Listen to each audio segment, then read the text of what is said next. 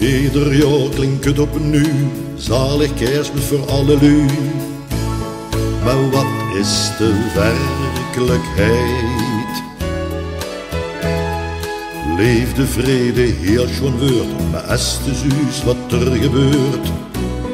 Hoe is dan gerechtigheid? Dat is toch zoveel onverdragen, wil u hebben met die dag. Zorg, armoed, pijn of leid. Ruzie, oorlog en geweld, het reden macht, een roem en geld. Ook was soms met grote letters vrede geschreven staat.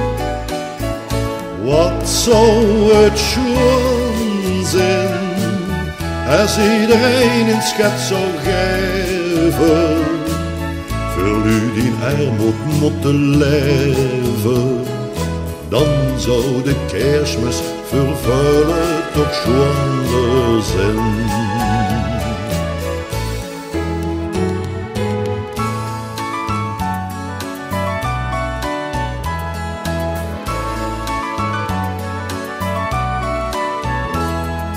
Dure cadeaus werden gekocht, want over is toch geld genoeg.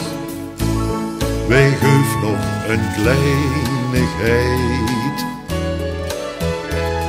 De welvaart heeft ons dat geleerd, het wordt alleen nog gewaardeerd door degene die het slechter gaat.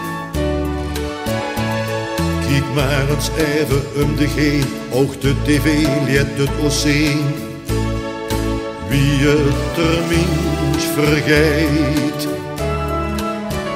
En als verzingen stille nacht, hoort dan aan die luge dag, die naar de vrede snakken en nog het menselijkheid. Wat zou het schoon zijn, als iedereen een schat zou geven, voor u die in armoed moeten leven, dan zou de Kerstmis vervullen toch schone zijn.